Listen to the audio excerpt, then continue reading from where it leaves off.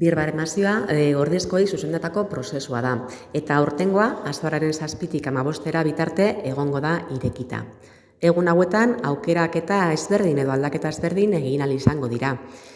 Lurralde lanaldi jardunaldi mota aldatu, izena eman, norberaren merezimenduak igo edota dauden akatsak zuzendu. Kontuan hartu, lan esperientzia eta sartutako formazioa 2022ko abuztuaren 31 baino aurrekoa izan behar dela.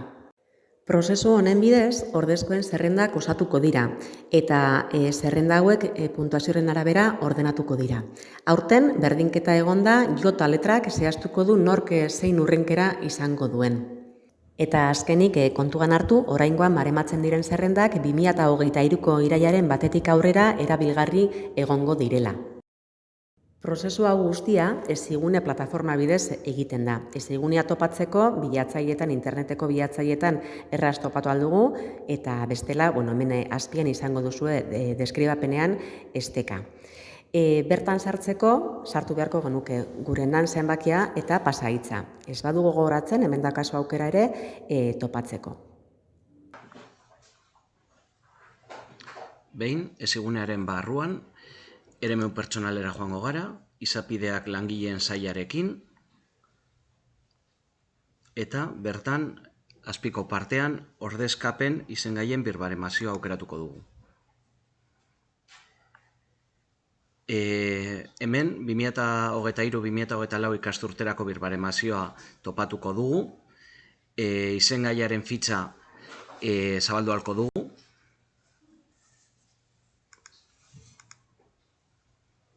zabaltzen den fitxa honetan ikusi ahalko ditugu gure datuak, ze lurralde eta jardunaldietan apuntatuta gauden, ze zerrendetan izena emanda daukagun, gure titulazioak eta gure lan esperientziagatik emandako puntuak.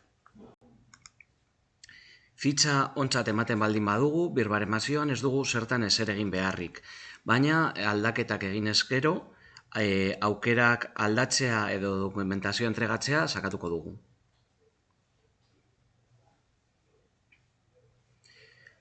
Lehenengo atalean ikusiko ditugu gure datu pertsonalak, hori dena ondo egongo balitz, ez genuke zebez egin beharko, bestela aldatuko genituzke eta gorde sakatu.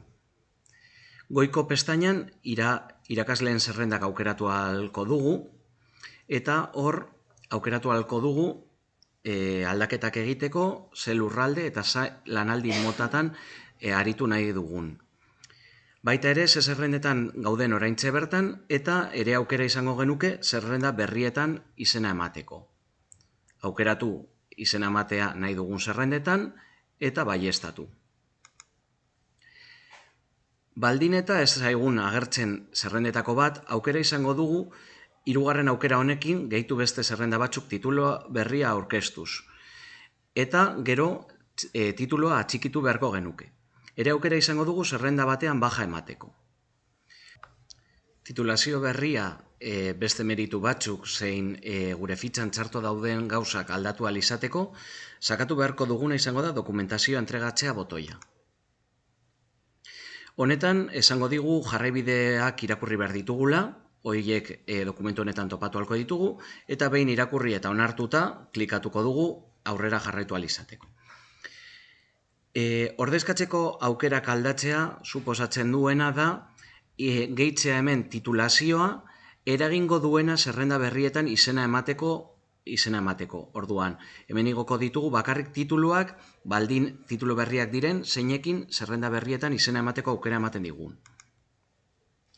Lan egoera aldatzea botoian aukera emango digu pasatzeko renuntzia justifikatutik lan egiteko modura eta lan egiteko modurik renuntzia justifikatura. Azken kasu honetan, atxikitu beharko da dokumentua adieraziz lanean gaudela justifikatzeko ezingo dugula ordezkapenetan parte hartu. Beste merezimenduak ere entregatzea 3. botoi honetan, igo ahalko duguna izango dira dokumentuak gure merituetara gehitzeko, puntuatuko dituzten beste titulazio batzuk.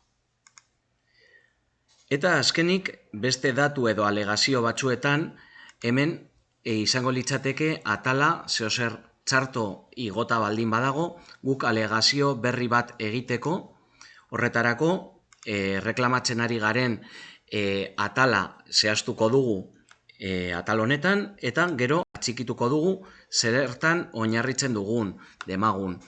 Espediente akademikoaren, espediente akademikoa ez dago ondo zenbatua, azalduko dugu, eta igoko dugu espediente akademikoa haiek kontuan har dezaten. Ikusi ahalko ditugu atxikituta dauden dokumentu guztiak bidali aurretik, atzera bueltatu, edo gorde dokumentazio guztia entregatzeko. Azkenik, ahaztu barik, gorde botoia sakatu prozesu guztia gordeta egoteko. Edozein zalantzaren aurrean, eaeirakasleak@lab.eus helbidera bideratu zalantzak.